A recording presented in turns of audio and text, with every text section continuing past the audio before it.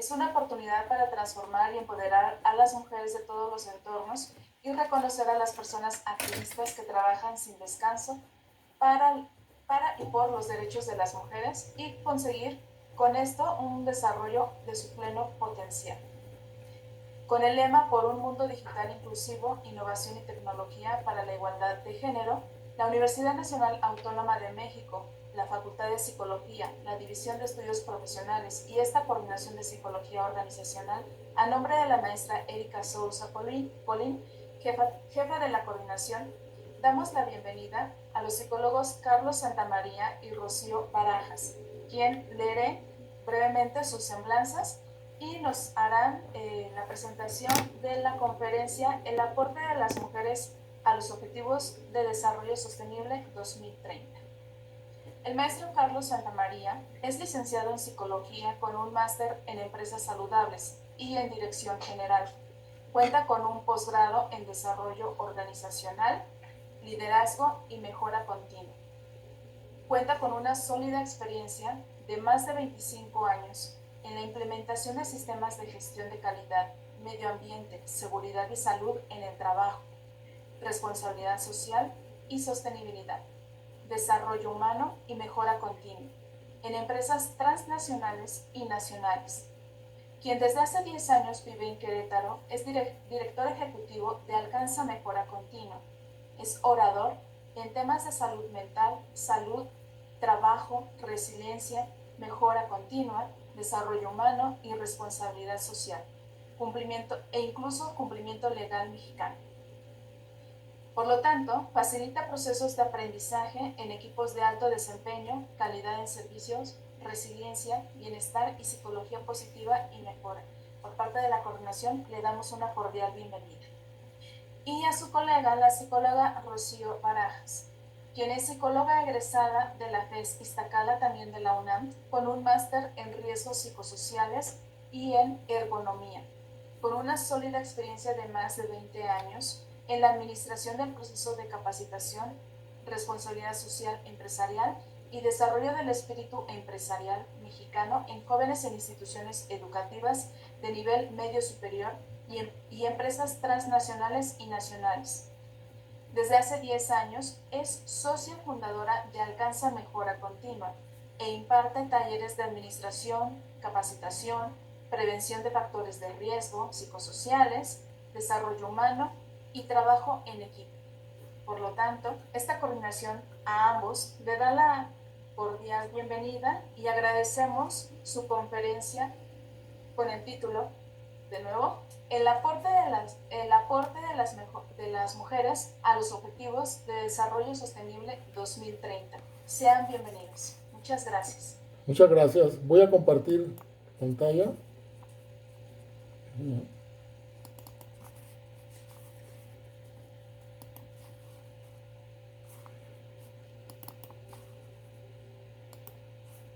Muy bien, pues muy buenas tardes. Muy agradecido, muy complacido, la verdad, por esta invitación a la Coordinación de Psicología Organizacional y a la Facultad de Psicología de la UNAM, nuestra alma mater. Es muy emocionante estar con ustedes porque déjenme decirles que soy de origen nicaragüense, pero ya mexicano por naturalización, y el hacer esto es un contribuir al país que me abrió las puertas. Esta conferencia la hemos preparado para todas las alumnas, mujeres de la Facultad de Psicología de la UNAM, y queremos aportar nuestra experiencia, nuestros conocimientos en este tema que consideramos que es vital en los momentos actuales. Voy a presentar a mi pareja de vida de 44 años, casados desde hace 40 años, 4 de novios, Rocío Barajas, psicóloga con una amplia experiencia en capacitación, en desarrollo humano, en riesgos psicosociales y en bienestar. Rocío se ha especializado en identificar riesgos psicosociales en las empresas para que puedan cumplir con las normas oficiales mexicanas 035, 036, 037, 025, 019. Además de eso, Rocío se especializa también en evaluar los efectos biopsicosociales del COVID-19. Rocío, es un placer que estemos juntos nuevamente. Gracias, Carlos. Voy a presentarles a Carlos Santamaría. Carlos Santamaría, psicólogo igual. De hecho, nos conocimos en la facultad, como a lo mejor muchas de ustedes igual ahí conocieron a sus parejas. Como bien les dijo, él es psicólogo nicaragüense y de alguna otra manera la historia de vida que tenemos aquí en México juntos a partir de nuestra experiencia de vida nos ha permitido en este momento estar con ustedes y compartirles estos aprendizajes y esta vida que espero les sea de utilidad. Muchas gracias. Muy bien, gracias, Rocío. Algo que no puedo dejar de decirles es lo siguiente. La doctora Marilena Medina Mora fue mi primera jefa cuando yo recién egresé de Iztacala para participar en un proyecto de investigación en epidemiologías sociales del Instituto Mexicano de Psiquiatría Ramón de la Fuente Muñiz. Era un proyecto para trabajar con niños y jóvenes farmacodependientes. Y el enterarme que Marilena ahora es la directora de la facultad, para mí resultó verdaderamente hermoso saber que ella está dirigiendo la facultad y que también fue directora general del instituto, ahora nacional de psiquiatría. Así que para mí es una bendición eso. Muy bien, voy a empezar a compartir con ustedes una canción que seguramente han escuchado, pero déjenme decirles que esta canción la escribió Bob Dylan en los años 60. Y ustedes, yo las invito a que vayan siguiendo la letra de la canción que va a aparecer, porque las cosas que escribió Bob Dylan hace tantos años, hoy están en boga. Disfrútenla.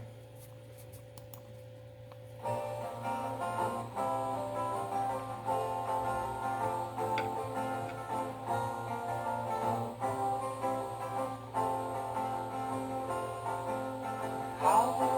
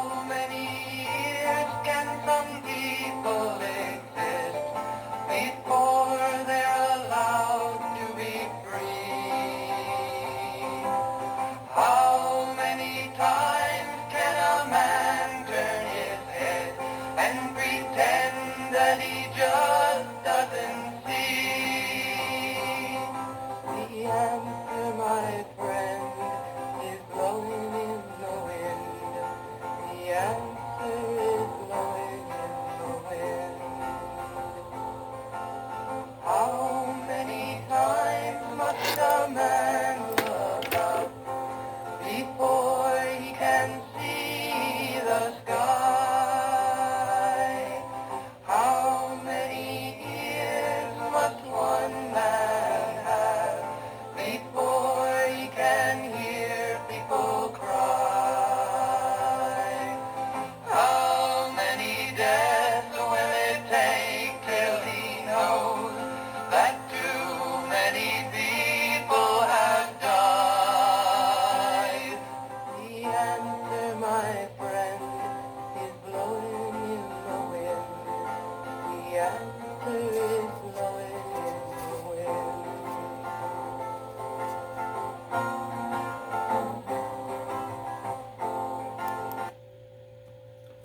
Seguramente sus sistemas emocionales han sido tocados por la letra de esta maravillosa canción.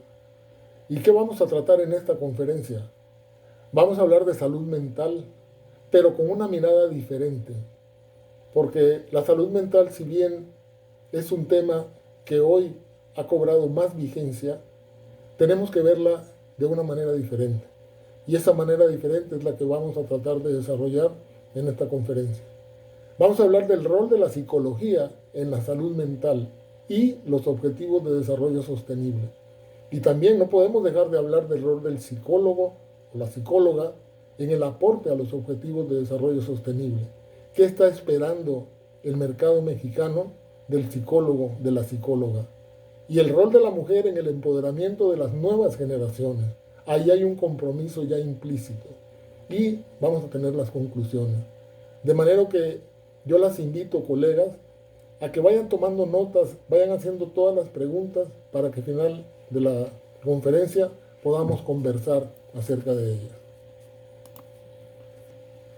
Salud mental con una mirada diferente. Seguramente en sus materias han estado ya viendo psicología positiva. El doctor Seligman nos dice que tenemos que ver las cosas con una mirada diferente, porque si no, nos hundimos. Y los objetivos de desarrollo sostenible, ¿qué son? Seguramente también ustedes ya tienen alguna información al respecto. Yo quisiera darles una introducción anecdótica de este asunto. Resulta que el 15 de septiembre del 2015, la Organización de las Naciones Unidas convoca en Ginebra, Suiza, a más o menos 176 líderes de los países que gobiernan este planeta, hoy habitado por 8.000 millones de personas. ¿Y para qué los reúne? Para hablar de un tema crucial que está afectando seriamente el bienestar y la salud mental de las personas.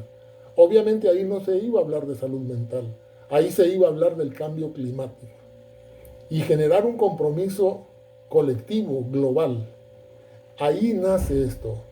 Ahí los 176 líderes acuerden, se comprometen a establecer 17 objetivos partiendo de uno de ellos muy poderoso, muy fuerte, el hambre. Hoy estamos a 29 de marzo del 2023. Si hacemos la suma, nos quedan 7 años para haber cumplido este reto. Vamos a repasarlos de una manera rápida, pero las invito nuevamente a que en cada uno de los objetivos ustedes identifiquen su aporte como psicólogas. El número 1, ponerle fin a la pobreza. El 10% de la población a nivel mundial hoy vive en extrema pobreza.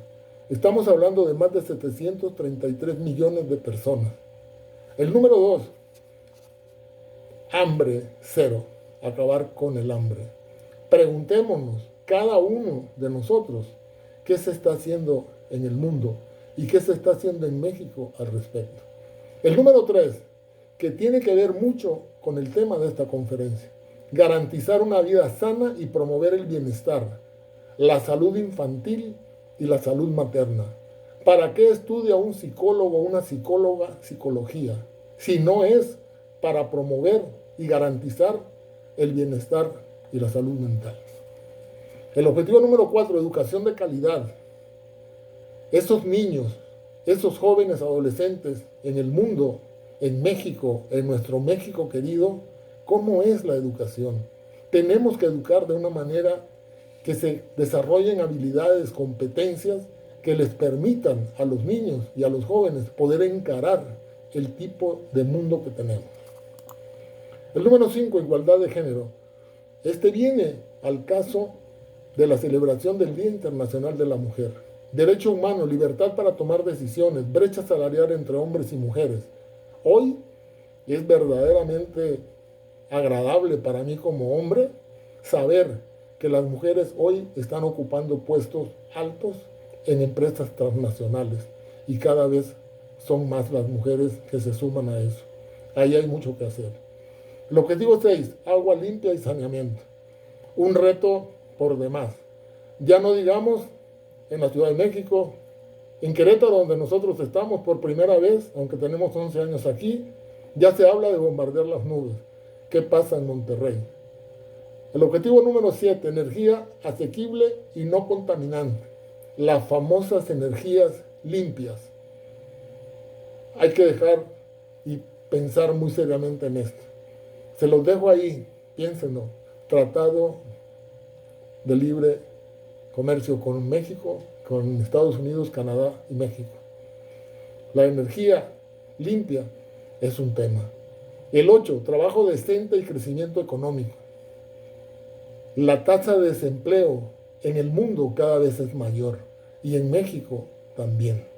Hay mucho que hacer. Y la psicóloga tiene muchísimo que hacer al respecto.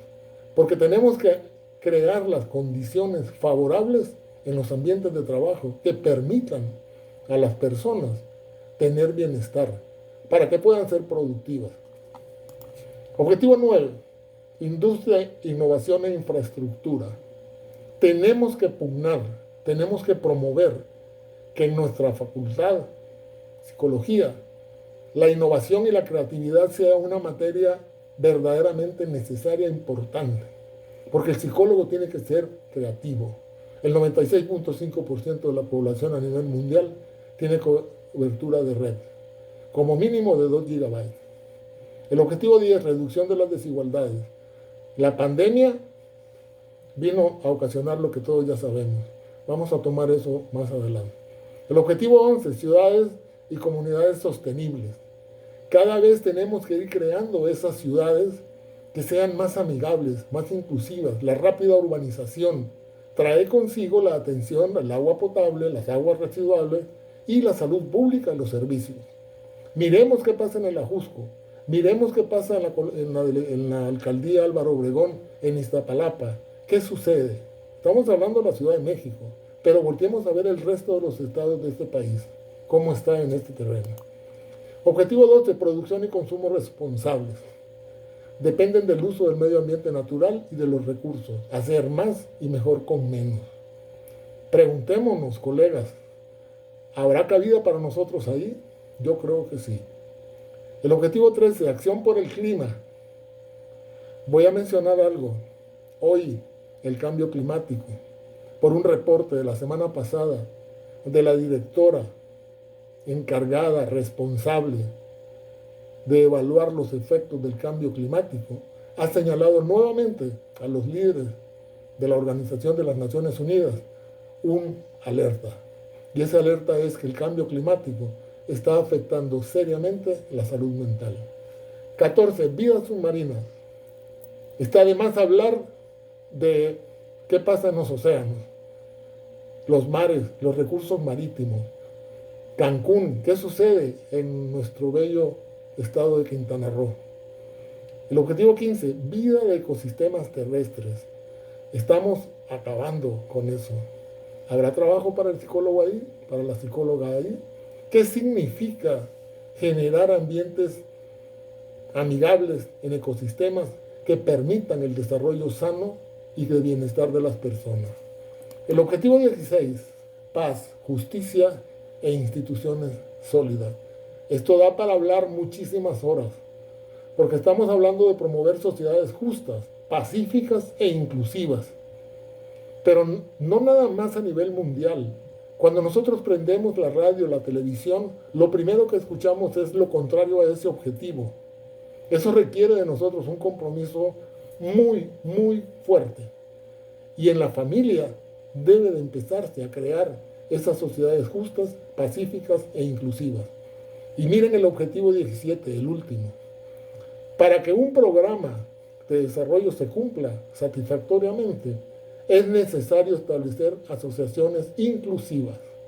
Pero yo me voy más allá de ese objetivo, de lo que implica el trabajar hoy con alianza. Nosotros los psicólogos tenemos que trabajar hoy más que nunca en alianza con profesionales de la salud, con ingenieros. Déjenme decirles que yo como psicólogo tuve la fortuna de trabajar en una empresa transnacional en donde me dieron la oportunidad de liderar un proyecto que era destinado para los ingenieros. Y lo que hicimos fue un trueque. Los ingenieros me enseñaron los procesos y yo les enseñé a ellos la parte humana.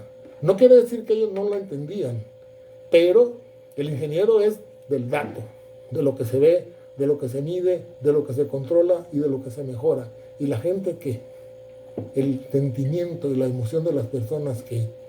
Y el hacer esa alianza nos dio la oportunidad de llevar a esa empresa a resultados verdaderamente extraordinarios, que como representación de México fue reconocida a nivel mundial en la operación de esa empresa. Ahora, el rol de psicólogo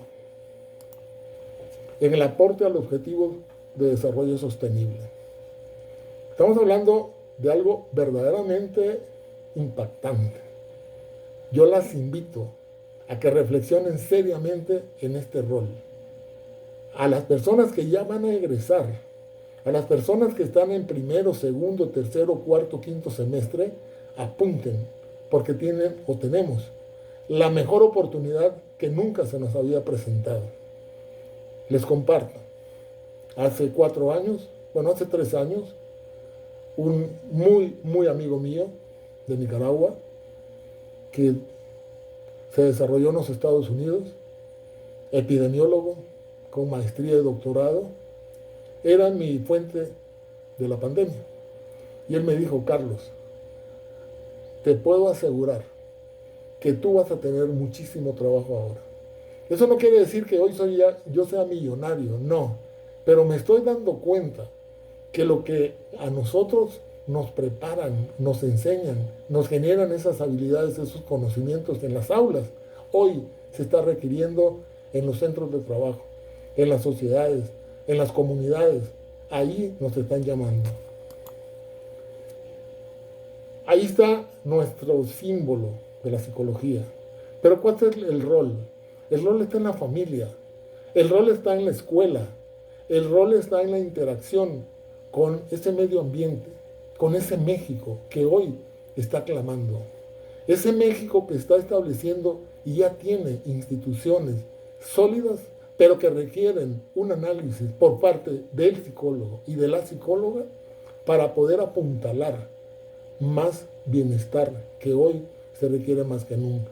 Y no podemos negar que el psicólogo mexicano, la psicóloga mexicana, tiene que pensar globalmente, no localmente. Las invito a que salgan de esa caja, que vean que su desarrollo, que su aporte está para dar más y se puede hacer.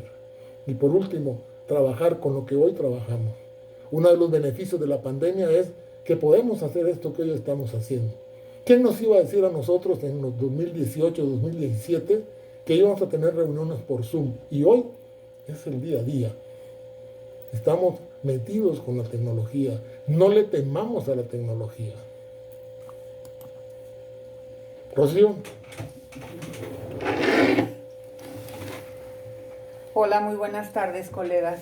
Pues voy a hablar de este tema que para mí ha sido muy importante y sobre todo muy trascendental. ¿Por qué? Porque al igual que ustedes, soy mujer. Una mujer nacida igual en una familia, especificando roles que a lo largo de la vida se nos han venido dando y de qué manera a lo largo de mi vida me he ido empoderando, he ido aprendiendo a vivir como mujer. Soy María del Rocío Barajas Armenta. Hablaré en principio como hija y como hermana. Soy la cuarta de 8 hermanos. Una familia que aprendió a vivir como todas las familias han aprendido. De alguna manera me enseñó a través del amor, mi mamá y mi papá, a empoderarme. ¿Por qué? Porque siendo 8, en donde teníamos que valernos por nosotros mismos, porque dentro de las pinceladas que yo hablo, hubo lienzos que se vinieron en negro, lienzos que se vinieron blancos y lienzos que tuve que pintar de color. ¿Por qué hablo de lienzos y por qué los tuve que pintar de color?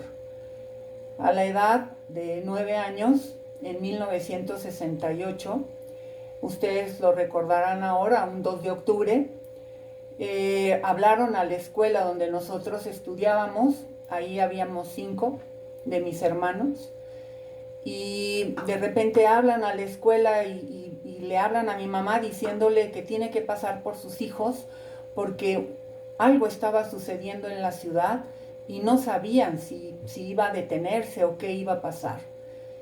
Y entonces mi madre, que era una ferviente entregada a la parte social y a la parte de ayudar a los demás, aparte de encargarse de nosotros 5, las 5 mujeres primeras, se encargaba de vecinos que pasaba por ellos y se los llevaba también a su casa.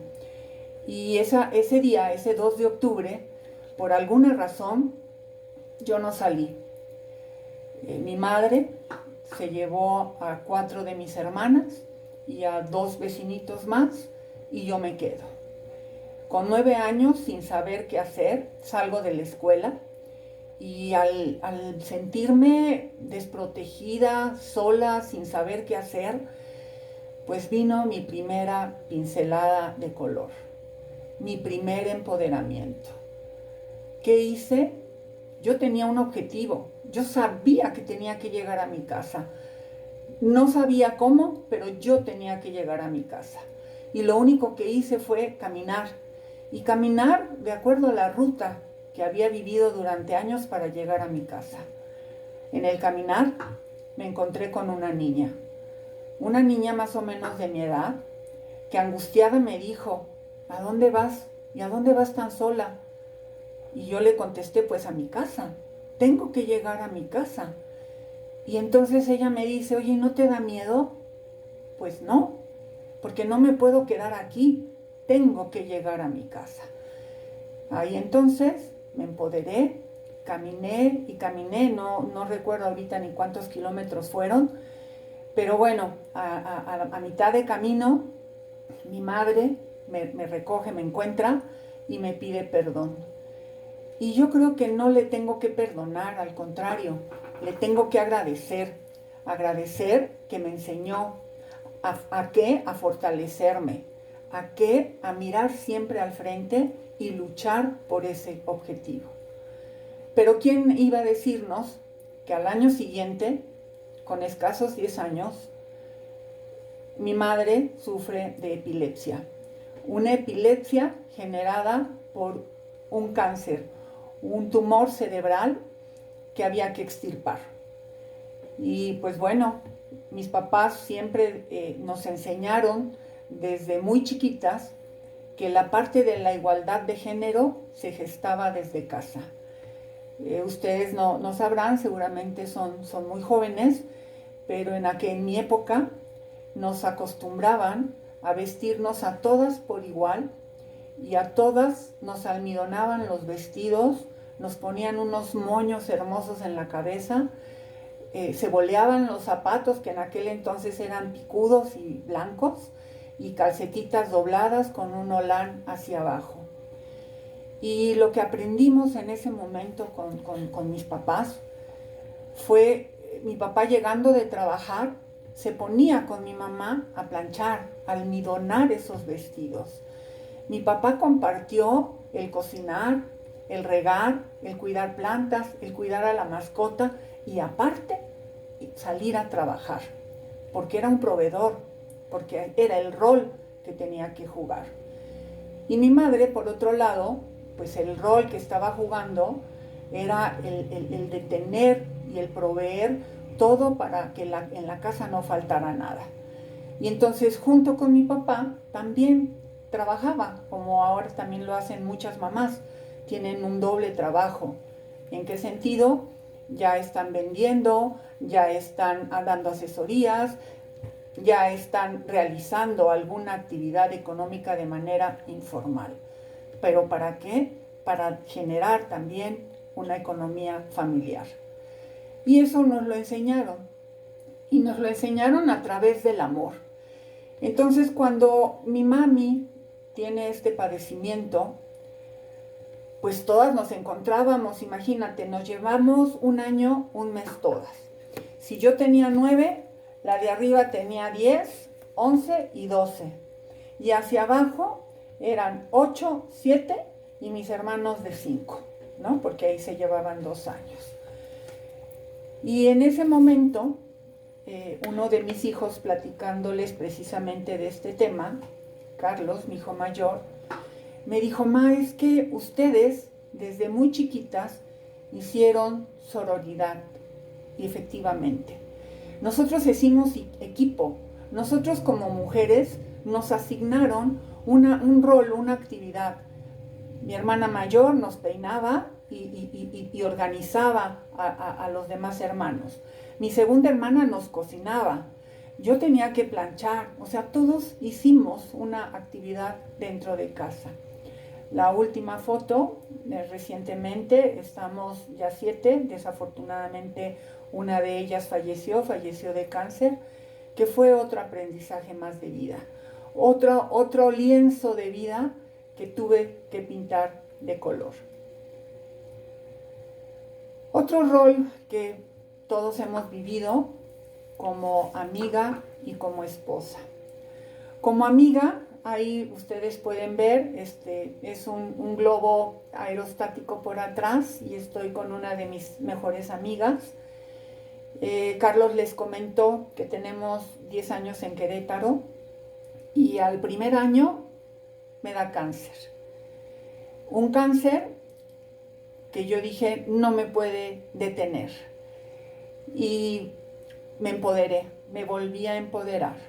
Mi amiga me dijo: Rocío, ¿qué quieres que te regale?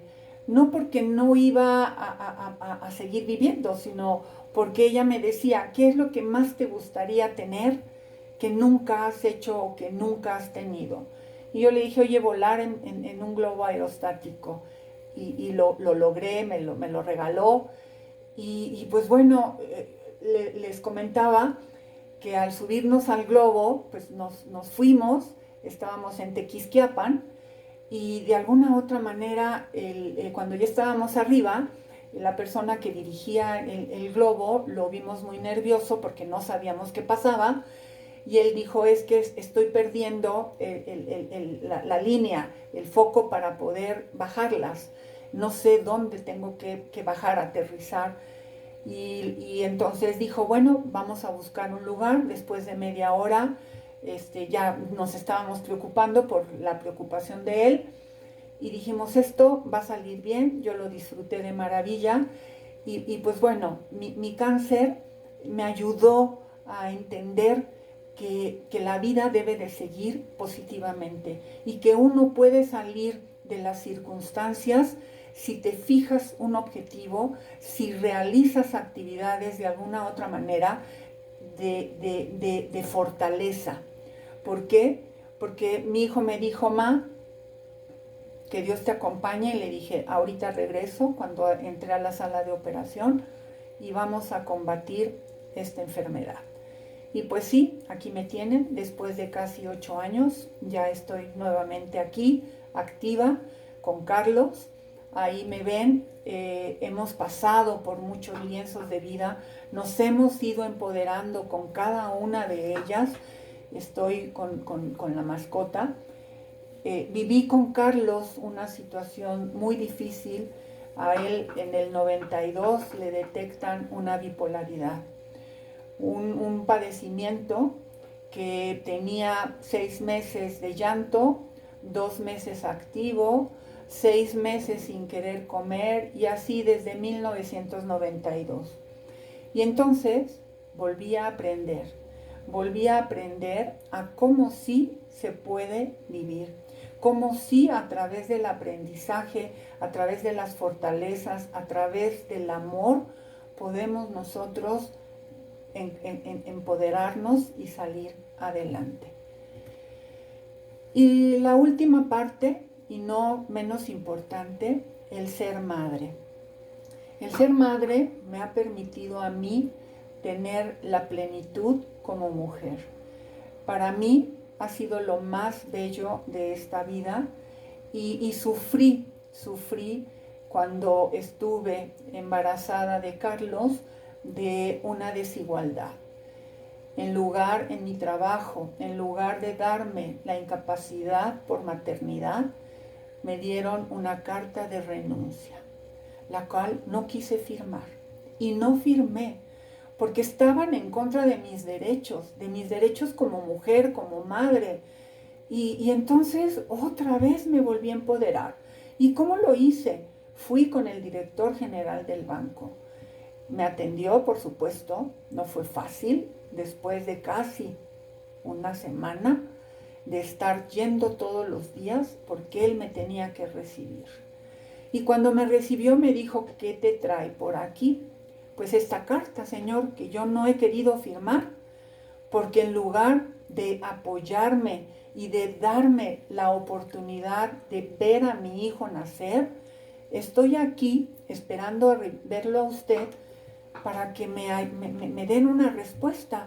O sea, no me dan ni siquiera los derechos de una lactancia, de una maternidad digna. Me están corriendo, señor. Y no sé ni por qué. Entonces, pues bueno, fue una lucha que yo con mis ya casi 8, casi 9 meses para que naciera Carlos, pues fui y gané. Si me dieron, o sea, perdí mi trabajo, sí, pero la ganancia que tuve fue durante un año lactancia, seguro médico, me indemnizaron porque no me iban a indemnizar. Y pues bueno, así como yo, hemos luchado muchas y hemos hecho muchas cosas. Y con Sebastián fue diferente. Con Sebastián, ese deseo tan fuerte que teníamos, Carlos por tener un hermano y yo por tener otro hijo, tuve un embarazo psicológico. Un embarazo psicológico que no importa que yo sea psicóloga, era un deseo tan ferviente que provoqué toda la sintomatología, toda esa emoción en mi cuerpo se vino, mi vientre creció, dejé de menstruar, tuve ascos, todo lo que un embarazo conlleva. Y pues bueno, sí fue fuerte. A los casi 3 meses, pues no había corazón, no había fetal, no había un, ¿cómo se dice, Carlos? Movimiento fetal. Entonces no había producto, no había bebé. Y pues bueno, eso nos trajo pues un descontrol también muy fuerte, pero bueno, lo pudimos combatir. Yo les quiero compartir que de alguna otra manera esta vida, estos lienzos que he pintado, los han pintado más de una mujer, más de una colega que ahorita me esté escuchando.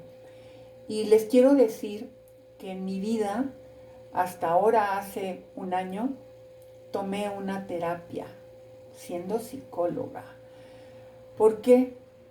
Porque la pandemia no nada más nos vino a mover la parte económica o la parte de estar en un lugar, sino todas aquellas emociones, aquellos sentimientos, aquella forma de estar en un mismo lugar compartiendo más de un espacio, más de una actividad, y no estábamos acostumbrados. La pandemia vino a hacernos resilientes, vino a hacernos a co-crear, a reaprender cómo ahora sí vivir. La parte que decía Carlos de efectos biopsicosociales nos compete mucho a los psicólogos. ¿Por qué? Porque es un sistema integral, la parte social, la parte biológica y la parte emocional. Entonces, habría que hacer muchas cosas. En la parte de abajo me ven con mis hijos con pelucas, porque hubo una fraternidad, un encanto. Nos rapamos todos cuando a mí se me empezó a caer el cabello. Entonces, de alguna otra manera, hemos aprendido a que si estamos juntos, a que si nos comunicamos, a que si dialogamos, a que si decimos nuestras emociones y defendemos lo que creemos que es justo para esta vida de manera integral y de manera coordinada, lo vamos a lograr.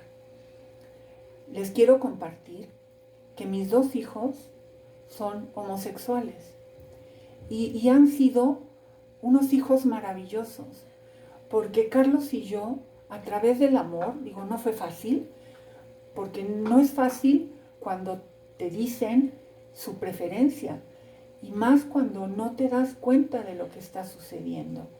Sin embargo, los apoyas y te da miedo.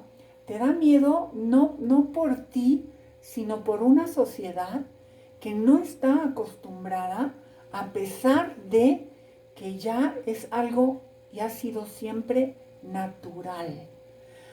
¿Por qué? Porque es ese acogimiento que tiene que tener la sociedad como seres humanos, porque somos seres vivos, que interactuamos con otros seres vivos. Y de alguna u otra manera, eso es lo que nos permite estar en el aquí y en el ahora como personas y como una familia íntegra. He hablado a través de mi discurso del empoderamiento de la mujer. ¿Por qué me empoderé? Porque de alguna u otra manera soy genéticamente, y el aprendizaje que tenía de mi madre me lo dio, ¿no? La ONU define el empoderamiento a que la mujer tenga acceso y participe en todo, en todos los sectores. En mi casa desde muy chica participábamos en todo. Participábamos en las comidas, participábamos en proveer, porque éramos 8, y pues mi papá no era una persona económicamente pues muy pudiente, entonces pues teníamos que trabajar entre todas. Participábamos en las decisiones de la familia. Ahora el acceso al poder, el acceso a tener un trabajo digno, el poder tener un salario igualitario, es en el cual tenemos que luchar, porque aunque haya leyes y aunque nuestro gobierno dice que nos apoya, ¿dónde está? ¿Qué está sucediendo? O sea, hay leyes, pero no se llevan tal cual están establecidas. Entonces nosotros tenemos que fortalecernos y tenemos que tener alianzas, no solo de mujer a mujer, sino también entre hombres y mujeres. Tenemos que aprender a vivir como seres humanos. Tengo una anécdota de mi familia con mis hermanos, porque yo les digo que aprendimos a ser igualitarios, porque mis hermanos iban al súper por nuestras toallas sanitarias y de repente nos hablaban y nos decían: hermana, no es la que te gusta, pero encontré esta, ¿te parece? Y no por eso dejaba de ser hombre, y no por eso dejaba de no ayudar a las mujeres de casa, habiendo tanta mujer. Entonces es esa parte social, ese rol que tenemos que ir rompiendo para poder fortalecernos. Entonces, ¿qué nos toca o qué principios debemos de considerar para ir empoderando y empoderándonos como mujeres? Construir economías fuertes, no con economías informales, con economías formales que vamos a ir haciendo a través de nuestra educación económica, de nuestra educación financiera, de nuestra educación formal y legal. Hemos aprendido a hacer empresas verdaderamente constituidas como tal. ¿Por qué? Porque somos personas que podemos apoyar a nuestra economía, a nuestra sociedad. Entonces, sí lo podemos hacer. Y entonces, si lo estamos haciendo de esa manera, de manera organizada y bien, vamos a tener sociedades estables y justas. Tenemos que luchar por un trato digno, un trato digno que nos haga valer tanto los derechos de las mujeres como de los hombres. Tener objetivos de desarrollo, de sostenibilidad y de derechos humanos, acordes a toda la parte internacional. ¿Por qué? Porque está la ONU, porque está la Organización Internacional del Trabajo, porque estamos dentro de un mundo global. Si nosotros hacemos eso, vamos a mejorar la calidad de vida de nosotras como mujeres, de los hombres, de la familia y por ende de la comunidad. ¿Por qué entonces es importante promover las prácticas y los objetivos empresariales? Porque somos generadoras de empleo, porque somos generadoras de una sociedad que no nada más va a velar por la parte económica, social, sino por la parte familiar. Lo va a seguir haciendo. Ahora tenemos diferentes tipos de familia, pero no por eso dejan de contribuir, dejan de hacer comunidad. Todas las familias son importantes y todas vamos haciendo y formando esta sociedad. Esta parte de igualdad de género, de igualdad de derechos, es la que más nos tiene que importar ahorita. No importa si sea un salario mayor o menor. Tenemos las habilidades y la fortaleza para ganar lo mismo, para tener el mismo salario, porque tenemos la misma preparación. En las aulas están hombres y mujeres aprendiendo lo mismo. Tenemos la misma, estamos dotados biológicamente de lo mismo. Yo le decía a Carlos, todos somos duales. Tenemos 2 ojos, tenemos 2 orificios nasales, 2 manos, 2 orejas, tenemos hemisferio derecho, izquierdo. Algunos no nos funciona bien, algunos hemos tenido o hemos padecido de algún problema, de alguna disfuncionalidad. Sin embargo, no nos exime de hacer las cosas que tenemos que hacer, no solo por nosotros, sino por el que tocamos. No importa si somos madres o si no tenemos ese beneficio de ser mamás. Tocamos a alguien. En esta vida, en esta sociedad, siempre tocas a alguien para un bien común. Carlos ahorita les va a hablar justo de esta parte de cómo nosotros como nuevas generaciones podemos de alguna otra manera retomar la parte de la igualdad de género y la parte del empoderamiento con los objetivos de desarrollo. Los dejo con Carlos. Muchas gracias. Gracias, Rocío. Como podrán darse cuenta ustedes, Rocío ha recorrido los objetivos de desarrollo sostenible con sus pinceladas. Definitivamente que sí. Y esperamos que las haya tocado a ustedes de tal manera que estén reflexionando profundamente en ese aporte a los objetivos de desarrollo sostenible. Pero vamos siendo prácticos. Yo también quiero compartirles que en esta empresa transnacional en la que trabajé 20 años, yo nada más he tenido 3 trabajos en mi vida. Seguramente están calculando mi edad. Yo salí en el año 80 de la carrera. Trabajé 8 años con Marielena en el Instituto Mexicano de Psiquiatría. Entré a trabajar a esta empresa transnacional 20 años. Di clases 10 años en la Universidad del Valle de México y nuestra empresa de consultoría. En la empresa transnacional, la empresa llantera más grande del mundo, les decía al principio que fui seleccionado para liderar un proyecto de magnitudes totales. Había que administrar a 1,200 personas, 800 obreros, administrativos, directivos, gerentes, supervisores. Y el psicólogo andaba ahí. Y el psicólogo no tenía experiencia laboral, porque experiencia que tenía era haber trabajado con niños y jóvenes farmacodependientes, pero me colé. Y una de las habilidades que más me han funcionado es la empatía. El psicólogo tiene que ser empático. Yo logré tener esa habilidad que me decían, ¿cómo es posible que nosotros hemos batallado para poder establecer acuerdos con el secretario del sindicato y tú a la primera te fuiste a sentar con él a su oficina?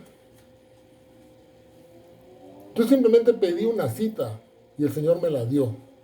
Y simplemente le dije de manera muy clara cuál era el objetivo del programa, que era beneficiar a los trabajadores para que se beneficiara la empresa y los japoneses mandaran dinero para crecer más empleos. Y de 1.200 personas se subió a más de 2.000, generados por mexicanos. Pero este que les habla, un día, como lo platicó Rocío, amaneció llorando. Y recorrí algo así como 10 psiquiatras, 9 terapeutas y hasta 2 brujos. Pero aquí estoy, empoderado desde hace 3 años, en donde con un celular en la mano me di cuenta que habiendo estado dormido 8 años en una cama, revisé el ISO 9001-2015 y me di cuenta que el que yo había dejado hace 14 años había tenido 5 cambios y ahí me di cuenta que yo no estaba desactualizado. Llegó la NOM 035 hace 3 años y también la repasé muchísimas veces. Y lo que hice no fue hacer lo que se hace hoy día en este país, aplicar cuestionarios, que se tienen que aplicar de manera obligatoria. Nosotros lo que hicimos fue crear un sistema de gestión, porque la NOM 035 las invito a que la estudien, porque ahí hay mucho que hacer como psicólogas, porque ahí está la base fundamental de lo que la coordinación de psicología organizacional genera. Crear ambientes organizacionales favorables, saludables y rentables, porque esa es nuestra misión en esta empresa en la que trabajamos. Ahora, ¿qué sucede con esto? Estos 17 objetivos de desarrollo sostenible nos permiten crear esas alianzas en cada uno de los países. Pero hablemos de nuestro México. Tenemos que trabajar en alianza. Tenemos que trabajar en alianza. Cada persona, cada familia tiene un granito de arena que aportar. Y las psicólogas tienen muchísimo que aportar. Y ahí ustedes pueden ver cómo está la integración total de la familia, apostando por un mundo mejor. Se trata de tener conciencia de dónde estamos parados y qué tenemos que hacer. Pero eso, ¿saben qué? Eso nace de acá. Eso nace de acá. Eso nace desde que tú te levantas y lo primero que haces, que es lo que yo pregunto en los cursos, ¿qué es lo primero que tú haces cuando te levantas? Si tú lo primero que haces cuando te levantas es, voy a ir a la facultad, ya estás perdida. ¿Cuál es la invitación? A que tengas un propósito de vida. Ese sería uno de los mayores aportes que podemos dar. Define tu propósito de vida. Hay una técnica, seguramente ya se las han dado. Y no es una técnica, es una filosofía. Se llama Ikigai. Y son 2 palabras, son 2 vocablos japoneses. Quieren decir Iki, vida, Gai, propósito de. Y nace de la isla de Okinawa en Japón, porque haciendo investigaciones encontraron que en ese lugar, en esa población, la gente es longeva. ¿Y por qué creen que es longeva? Porque son felices. ¿Y por qué son felices? Porque tienen un propósito de vida, tienen un para qué. Seguramente en alguna materia también ya repasaron un verdadero ícono del desarrollo. El doctor Viktor Frankl, en su libro El hombre en busca de sentido, que para mí, en la práctica, ha sido fundamental para poder tener la capacidad de sensibilizar a la persona más importante de una organización, Y cuando digo más importante no es porque el que está hasta abajo no lo sea, es porque él toma las decisiones y él tiene la mayor responsabilidad de. Y si a esa persona se le sensibiliza, lo demás va a ser más fácil de hacer. Por eso yo las invito, pero muy, muy fuertemente, a que no se conformen con ser psicólogas del montón. Yo quiero que las alumnas de la Facultad de Psicología de la UNAM, la mejor universidad del mundo, nuestra universidad, sean personas que aporten valor a estos objetivos de desarrollo sostenible, pero que aporten valor a la economía mexicana, al bienestar de las personas. Porque hablando de salud mental, ¿cómo la define la ONU? La ONU la define como el lograr el bienestar, que la persona pueda interactuar de manera productiva y efectiva y pueda convivir con las personas. Esa es la salud mental. Cuando eso no se cumple, hay que hacer algo, pero hay que trabajar en la prevención. Y nosotros, repito una vez más, somos de los profesionales de la salud o de los profesionales en general que podemos aportar más hoy. Y se los puedo decir por datos. Nosotros no somos la consultora que tiene la mayor cantidad de clientes. Tenemos pocos, pero bien pintados. Y tenemos empresas transnacionales, sí, de más de 8.500 personas. Tenemos empresas de 2 personas. Tenemos empresas de 17 personas. Pero hemos logrado impactar en las cabezas para que se concienticen de que teniendo a la gente sana, saludable, sus empresas son rentables. Y ese, creo yo, es mi personal y humilde opinión, que es el camino de la psicóloga. Poder llegar a sensibilizar ahí. Porque ellos son los que generan ese ambiente organizacional. Pero ellos no tienen la única responsabilidad. Ustedes tienen que pensar en una palabra que a mí me fascina, que es co-crear. Yo no sé si exista en el diccionario de la Real Academia Española, pero tenemos que aprender a co-crear. Tenemos que aprender a trabajar en equipo. Tenemos que aprender a escuchar a las personas. Porque solamente de escuchar a las personas es como podemos definir programas efectivos de acción. Solamente así podemos impactar. Entonces, ahora yo las invito a que recuerden que tienes todos los pinceles y colores para pintar tu vida. Resetéate, reconócete, ¿qué te falta? ¿Qué no tienes? En las últimas 3 semanas he tenido 2 historias de vida verdaderamente impactantes y te las voy a compartir. La primera de ellas, en un evento de networking en Querétaro, en un restaurante del centro de la ciudad que es hermoso. Las invito a que vengan a conocer Querétaro, si no lo conocen. Cuando yo llegué, había una persona de unos 50 y tantos años, una mujer, en silla de ruedas, con un sombrero, con un abrigo. Yo la vi afuera del restaurante y le di la vuelta.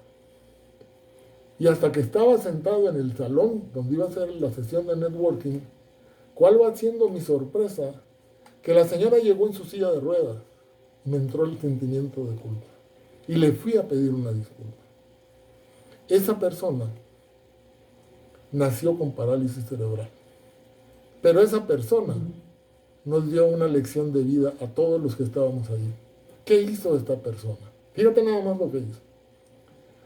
Reparte antifaces y dice, colóquense su antifaz. No ven nada, ¿verdad? Ok. Ahora los que están de este lado se van a pasar del otro lado. Entonces imagínate, no ves, chocas. Y cuando logramos sentarnos del otro lado como pudimos, nos dijo, yo no veo. Yo no veo. Yo tuve que superar esta condición de salud. Y a mí no me detuvo. Y esa persona es comunicóloga del TEC de Monterrey. Tiene una maestría en educación. Y te voy a decir lo más impactante que esta mujer hace. Tiene una empresa, es una sociedad cooperativa que da trabajo a personas con discapacidad. Para Rocío y para mí fue tan impactante esa historia que fuimos con ella a primero pedirle una disculpa. Y nos dijo, ¿de qué se disculpan? Yo estaba afuera porque tenía mucho frío. Olvídense, yo me sé mover sola. Si conocen Querétaro, hay una de las avenidas principales, es la Avenida Universidad. La señora se vino por la acera de esa avenida para llegar al restaurante. Pasó algunas rampitas que hay porque las ciudades no están construidas para personas con esas condiciones. Las mismas empresas no están preparadas para eso. Y ahí el psicólogo tiene que tener ese ojo clínico para identificar qué modificaciones tiene que hacer al ambiente para este tipo de personas. ¿Qué pasa? La pareja de esta persona tiene parálisis cerebral. Fíjense lo que es la vida. La afectación de ella, del lado derecho, de su hemisferio derecho, hemiplegia, su pareja lo tiene del otro lado. Y sus condiciones las complementan para poder hacer lo que hacen. La otra persona, nosotros le dijimos, te vamos a implementar la NOM 035 y la NOM 030 de seguridad y salud sin costo. Esa va a ser nuestra actividad de responsabilidad social para tu empresa. En esa empresa emplea a ciegos, emplea a personas con deficiencia intelectual. ¿Y sabes qué ha logrado esta mujer? Poder complementar las condiciones. El que ve le enseña al ciego y el ciego le enseña al que no ve. Trabajo en equipo. Que podemos leer cualquier cantidad de libros, artículos que nos hablan, pero ahí lo vives en la realidad. Y eso está haciendo esta mujer. Y la segunda historia de vida también me conmovió. En una sesión de una jornada laboral organizada por la Coparmex en Querétaro, hace 2 semanas, la última conferencia la da una persona que entra con un bastón. Una chica como alguna de ustedes, guapa, joven, que cuando la presentan con licenciatura, con maestría y con doctorado. Y un día, como ustedes y como nosotros, se quedó ciega. Se quedó ciega. Le dio una enfermedad a través de una bacteria que da a una persona en 1.000.000, y ella fue esa persona. Le puedo platicar mucho de las cosas que esta mujer transmitió. Con lo que yo me quedé es con esto, y te lo comparto. Ella nos dijo, de mi vulnerabilidad saqué mi fortaleza. ¿Cuántas veces nos quejamos por cosas insignificantes? Y cuando nos damos cuenta de lo que poseemos, no sabemos de qué podemos ser capaces. Entonces, nuevamente las invito a que se reseteen, a que vean esos pinceles que tienen para colorear los mejores lienzos, para ustedes primero y para las personas con las que van a trabajar mañana y para las personas que hoy están estudiando, porque también ahí se da la alianza. Yo agradezco infinitamente haber tenido a los mejores maestros y maestras. Se los agradezco. Y hasta hoy, a pesar de que tengo 43 años de haber egresado, son mis amigos. Y uno de ellos, el que me llevó con María Elena, falleció.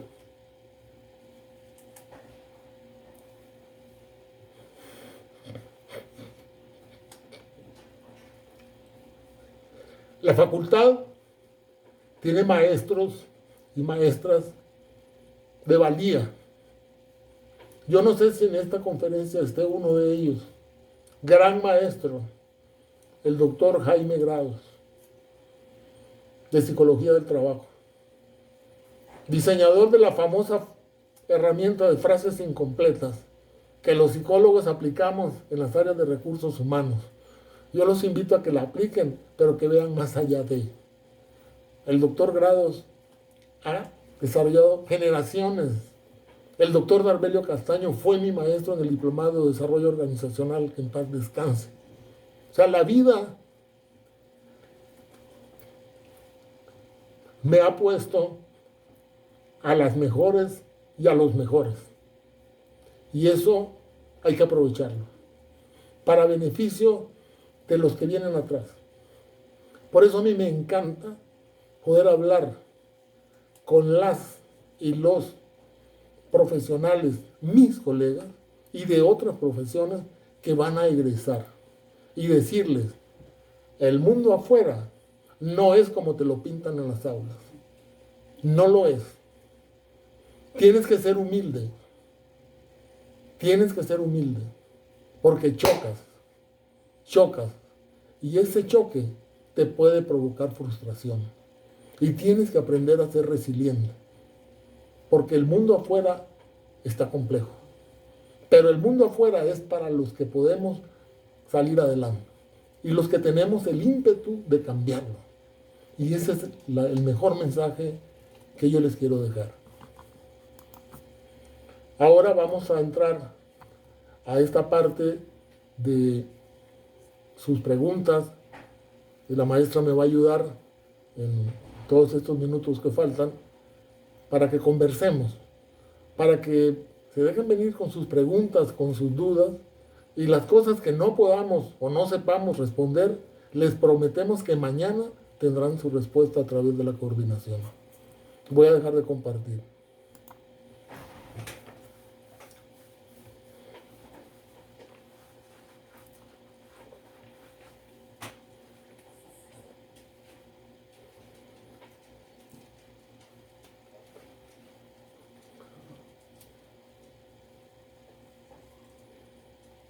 Muchas gracias, maestro Carlos Santamaría, y a la maestra Rocío.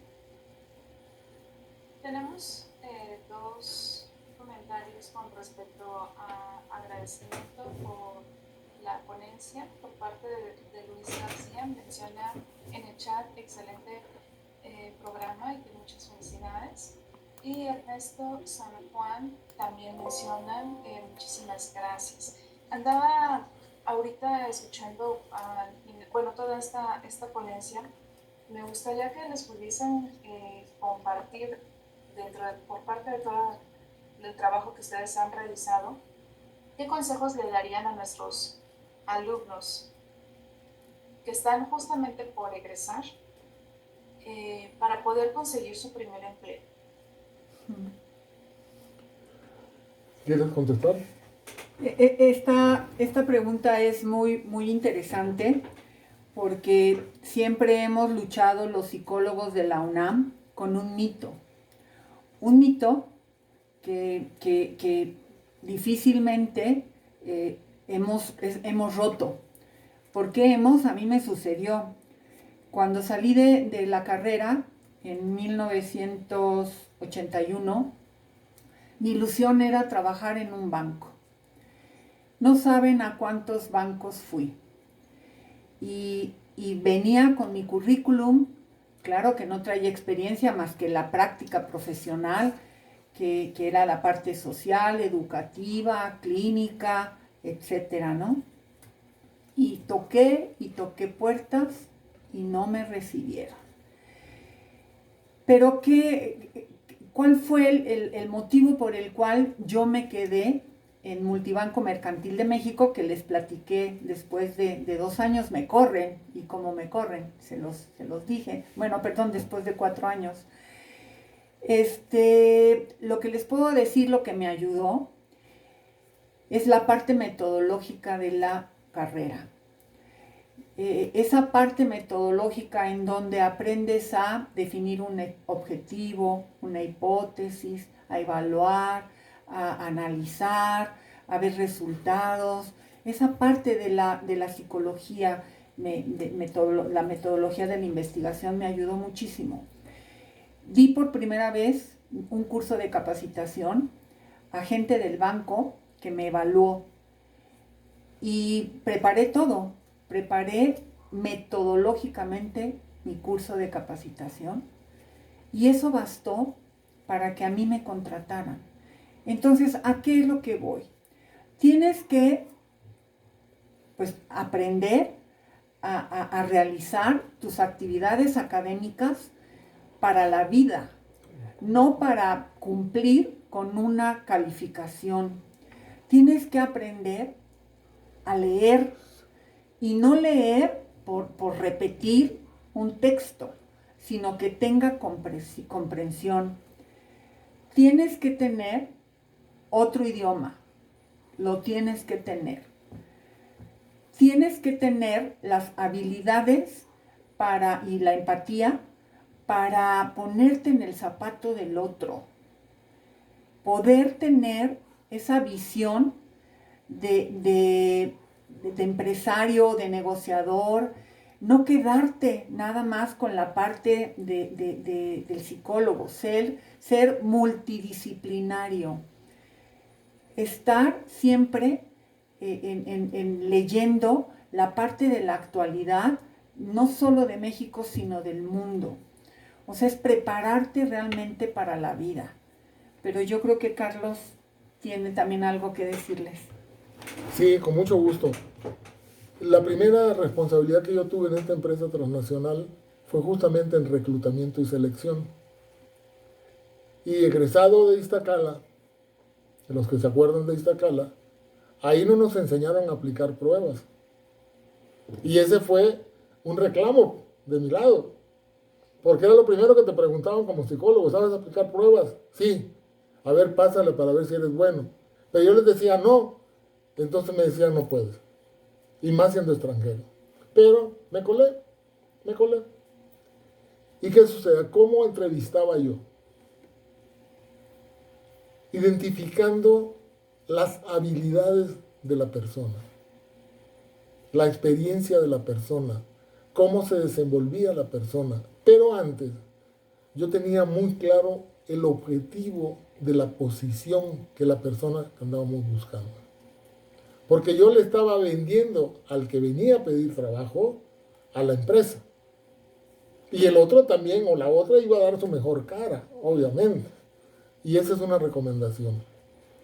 Ahora que ustedes salgan con seguridad. Por favor, arréglense. Vayan lindas, vayan bonitas, pero sientan seguridad. Yo creo que la primera recomendación es esa autoestima que puedas tener tú de ti. Porque eso te va a permitir que la persona que te va a entrevistar te va a oler. Mira, yo te puedo decir hoy con muchísimo orgullo y humildad que cuando implementamos el famoso ISO 9000 en aquellos años, 93, 94, contratamos a 46 becarios que acababan de salir de la carrera, administración, ingenieros, psicólogos, mercadólogos, y de esas 43 personas que fueron la base para que la empresa se lograra certificar, se contrataron.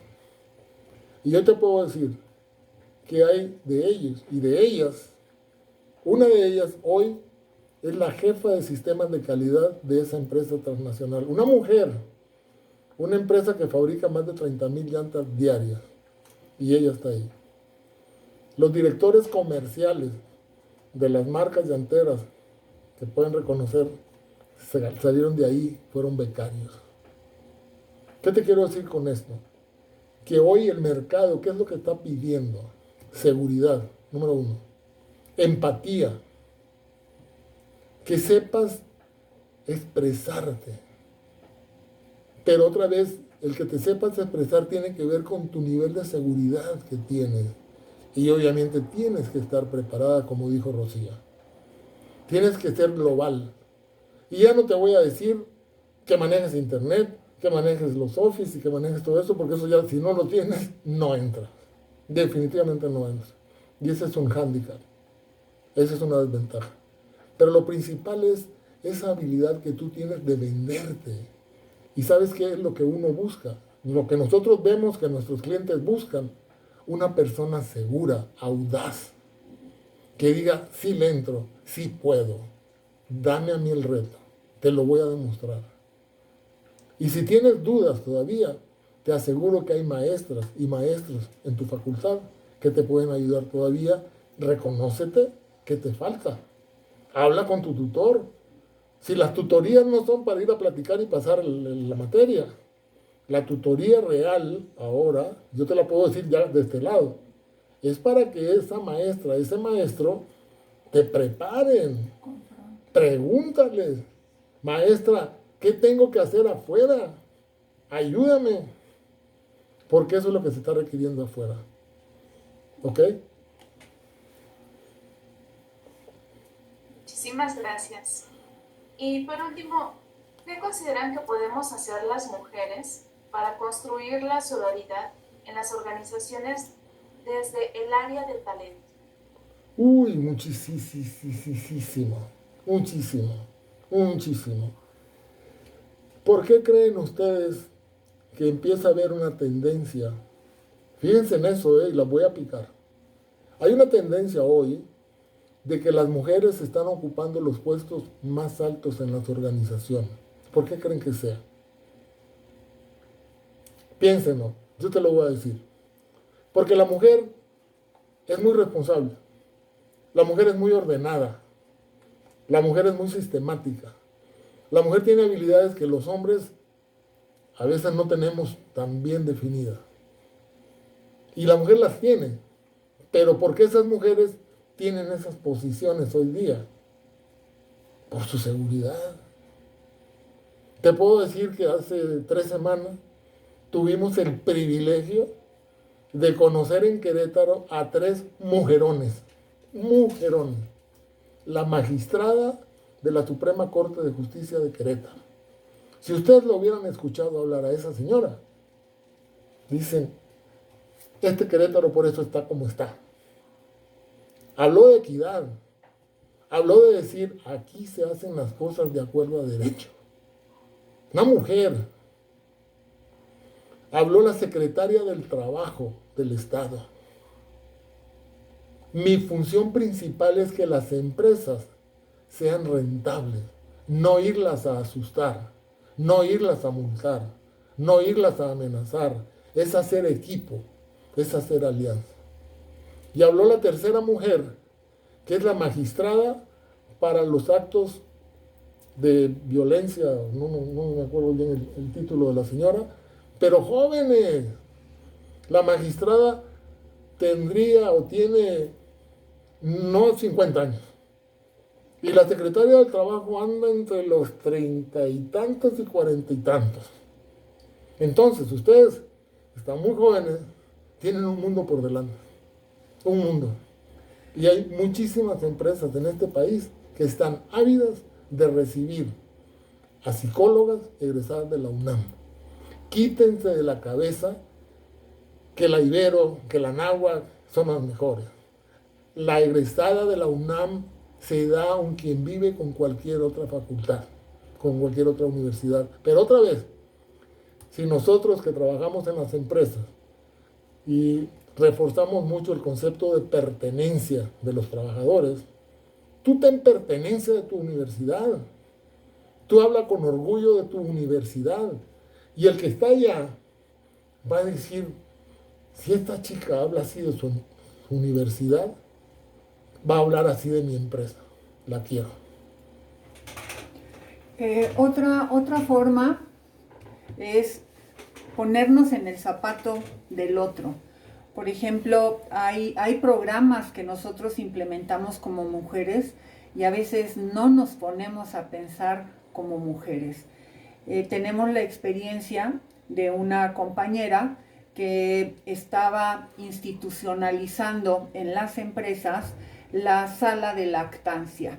Es la sala de lactancia que ahora todas las futuras mamás tienen derecho. Por derecho, en las empresas debe de haber un área de lactancia.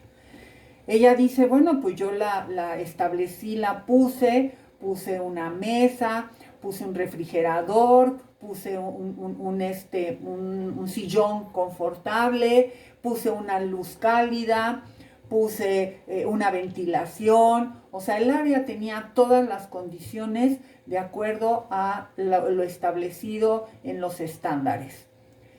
Y yo decía, bueno, pues ya cumplí, ya la tengo. Y entonces ella dice, en mi época no existía eso, ¿verdad? Pero en la época de ella, hace 2 años, ella dice, pero me di cuenta de que me faltaba algo. Una política en donde realmente yo sí le diera a la mamá y al bebé ese periodo de lactancia como debe de ser.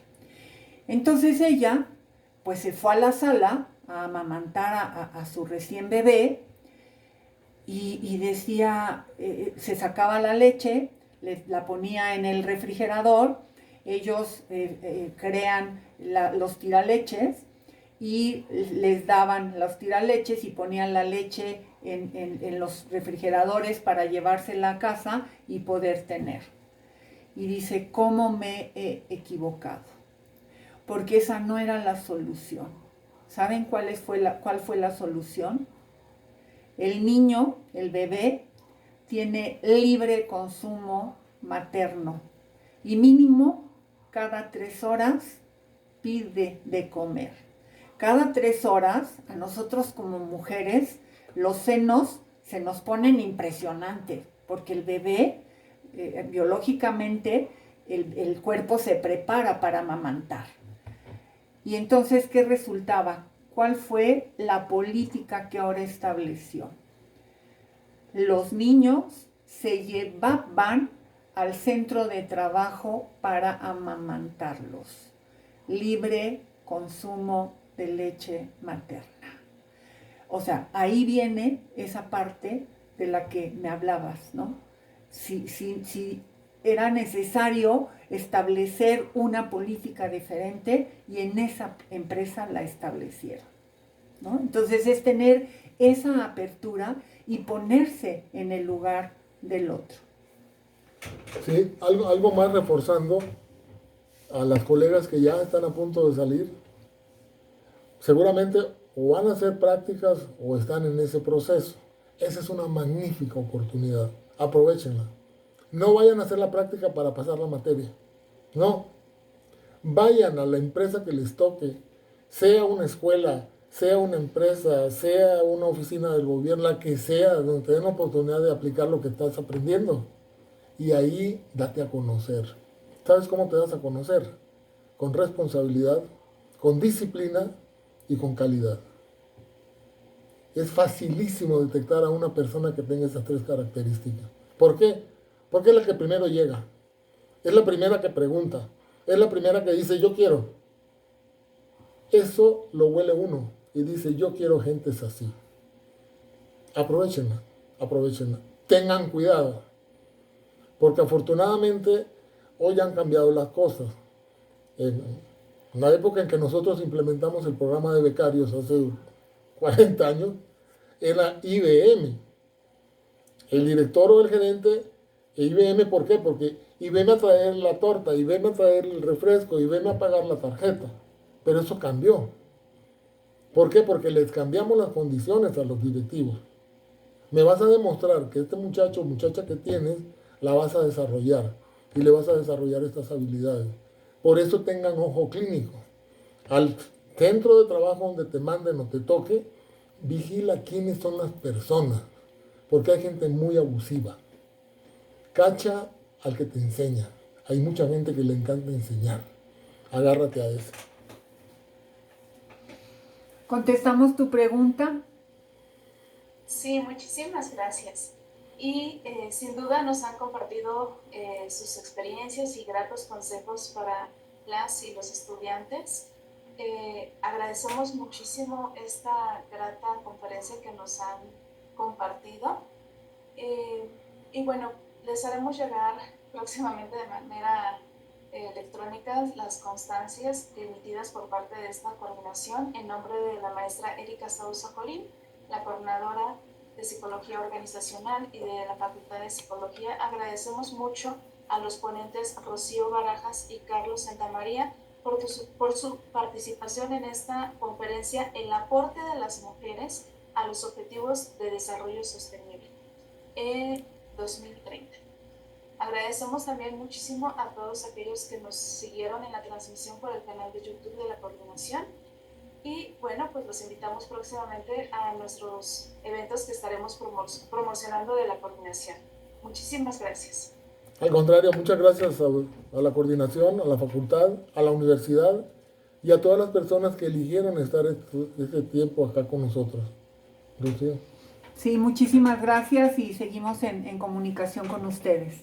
Y cuentan con nosotros para seguir compartiendo. Muchas gracias. Ok. Buena tarde. Bonita tarde. Igual. ¿Cuántos se habrán inscrito? No sé. Es que no lo sabemos.